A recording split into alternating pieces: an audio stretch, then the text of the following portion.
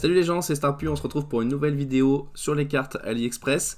Alors j'ai eu pas mal de retours suite à ma première vidéo où on me disait que ce que j'avais montré comme carte c'était pas forcément représentatif de ce qu'il y avait sur le marché et on trouvait des cartes notamment plus récentes. Alors j'étais intrigué, je suis allé voir sur Amazon ce qu'il y avait et j'ai acheté un truc, bon voilà comme vous voyez hein, on tape carte Pokémon VMAX, on trouve toute une ribambelle. Du coup, j'ai pas trouvé de cartes en français, hein. On m'avait dit qu'on pourrait trouver des cartes pas chères, hein, donc des fausses cartes en français. Donc là, on voit qu'on a des cartes, mais bon, à 30 euros, j'espère que c'est une vraie, hein. Et de toute façon, même si c'est une fausse, c'est vraiment pas intéressant vu que ça coûte moins cher en vrai. Genre une Popillusion VMAX à 30 balles. Je pense que ça vaut dans les 17 balles en neuf, donc bon, sur les sites spécialisés. Du coup, j'ai quand même trouvé des cartes VMAX qui avaient l'air plutôt récentes. Donc moi j'ai pris un truc dans ce genre-là, hein. Donc voilà, 60 cartes, 5 euros, plus 2 euros de frais de port, on est à 7 euros. Quand on regarde comme ça vend pas du rêve. Là clairement, ça pue la fausse carte, hein. L'illustration est vraiment dégueulasse. Je sais pas trop quoi vous dire, mais on peut voir que effectivement il y a pas mal de cartes qui sont relativement récentes et tout à fait jouables actuellement en standard. Donc j'ai commandé ça, et 2 semaines après, voilà ce qu'on reçoit. Donc pas d'enveloppe cartonnée ou alors doublée, pas de papier bulle, tout ça. Donc c'est posé là-dedans. La boîte c'est ça. Donc on voit que clairement elle est dans un état lamentable, hein, forcément si elle vient de Chine dans une enveloppe comme ça. On voit qu'il y a des chocs. Donc déjà ça refroidit. Ensuite, comme je vous l'ai dit, j'ai commandé des cartes beaucoup plus récentes et on est sur des cartes V et VMAX, donc sur des extensions qui sont récentes. Alors, on commence avec un Pokémon que je ne connais pas, je me souviens plus de son nom. Et ben, lui non plus, je ne sais pas qui c'est. Un Mew, donc ça je connais, hein, ça va, je suis pas trop à la rue. Scolosandre et Scolosandre VMAX. Ça doit être Lucanion, hein, si je ne m'abuse, je suis pas sûr. Ça doit être Papillusion et Papillusion VMAX. Là, on doit être sur un Dratak V et Dratak VMAX. Ça, c'est Limandre, un truc comme ça, non, je sais plus. Cisaiox V et VMAX, vraiment super sympa ces cartes. Moi, j'ai toujours adoré Cisaiox. Je crois que c'est un de mes Pokémon préférés. Eternatus VMAX. Oh là là là là, qu'est-ce qu'elle est vénère cette carte. Je l'avais jamais vu, ça doit être vraiment une extension récente. Angoliath et Angoliath VMAX. Nostanfer. Ramolos V. Milobellus. Comment il s'appelle lui? Pinka Glaçon, un truc comme ça. Bon, c'est un Pokémon qui est absolument nul à chier. Alors, s'il y en a qui savent le jouer, qui ont un deck absolument redoutable avec ce Pokémon, mettez-le en commentaire, parce que moi, ça m'intéresse. Les Argus V et les Argus VMAX. Cinderace, Pyrobut V et VMAX. Donc ouais, Pyrobut qui est un Pokémon qui provoque un peu la hype quand même, parce que en stratégie Pokémon il est fort. Dans le jeu vidéo il est fort, mais dans un deck il est quand même pas ouf, hein, faut dire ce qui est. Fenard, Blanc Coton je crois c'est. Ah, donc là on arrive sur Gorhythmique. Gorhythmique et Gorhythmique VMAX qui a quand même donné un gros boost au deck plante, hein, à sa sortie. Moi j'ai l'impression que maintenant c'est un petit peu passé. Hexadron. C'est Piatrope, hein, je crois.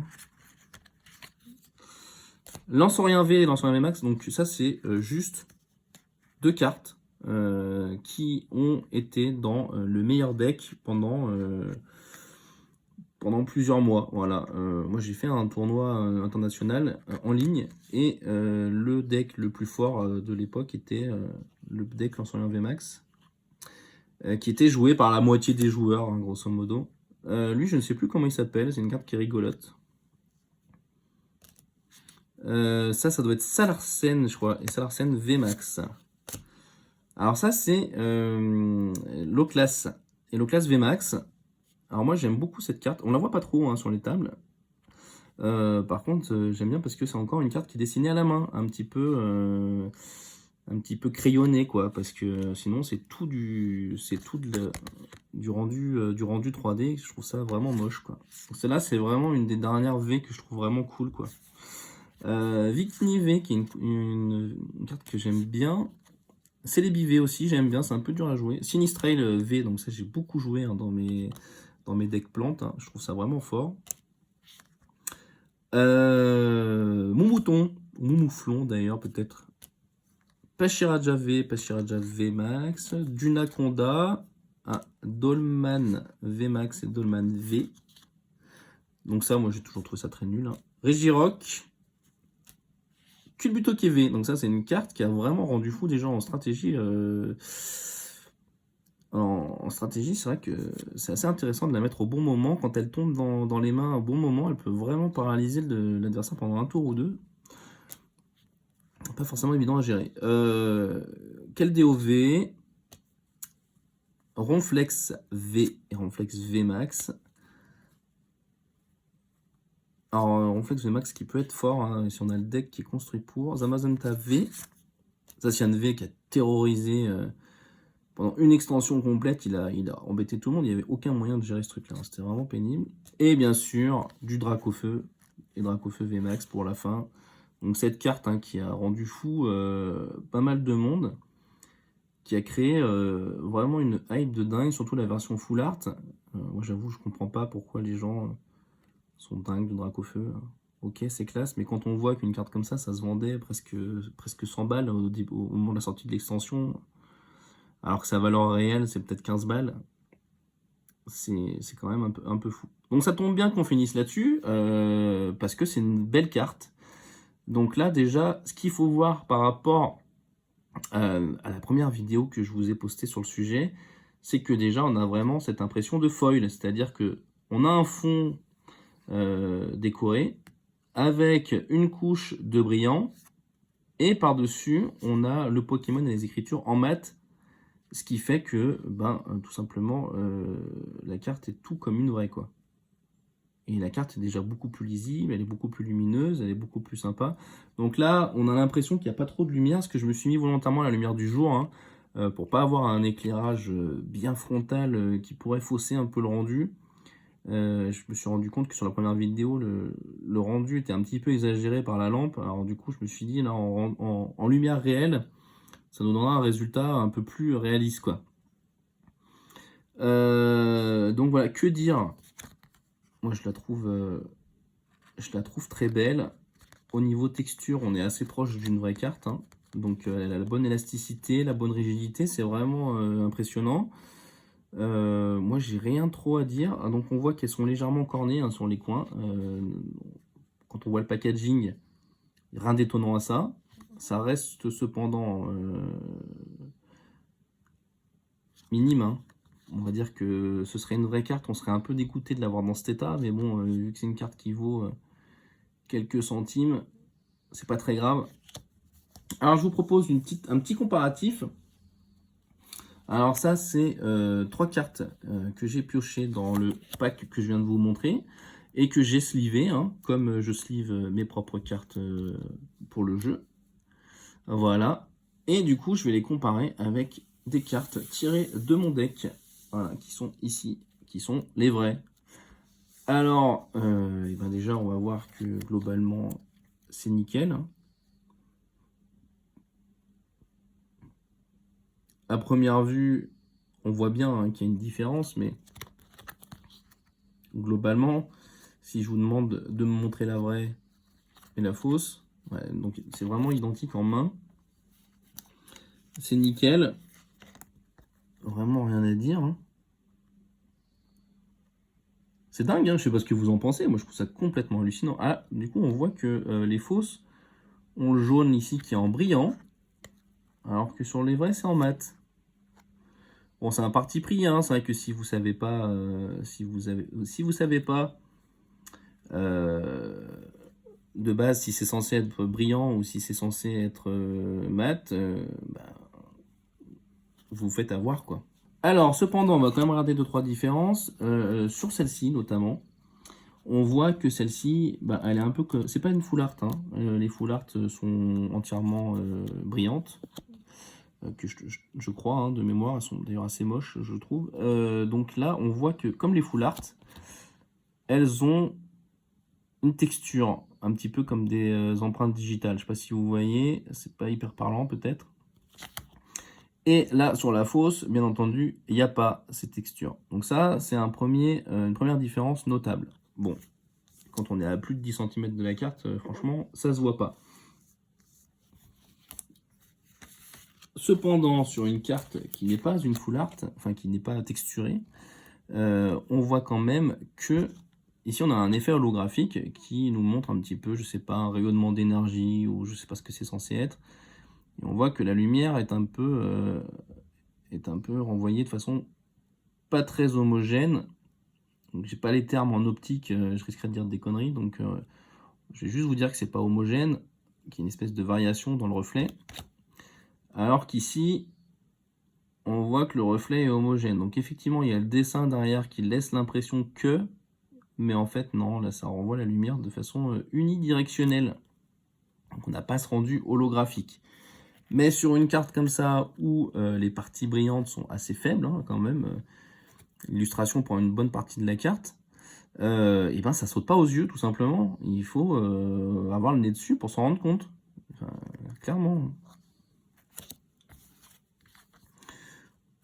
Donc voilà. Donc pareil, hein, on voit qu'il n'y a pas de différence de teinte derrière, c'est vraiment dingue. C'est vraiment dingue, c'est parfait. Par contre, moi j'ai noté une différence assez notable, parce que j'ai un peu étudié mon sujet quand même avant de tourner la vidéo. C'est que voilà, donc là vous voyez, je vais m'aligner parfaitement en haut, comme ça. Et regardez en bas, voilà, on a presque 2 mm d'écart. C'est vraiment dingue. Alors ça c'est un peu dommage quand même, enfin moi quelque part, si on a des éléments pour différencier des fausses cartes, ça m'arrange. Mais je trouve que ça fait un peu bâclé parce que clairement, ils auraient pu avoir un résultat quasiment parfait. Et il y a ce petit détail qui fait que c'est quand même assez grossier au final. Ça fait un peu travail bâclé, quoi. Parce que la taille d'impression, ça, ils auraient carrément pu faire un effort là-dessus. Bon.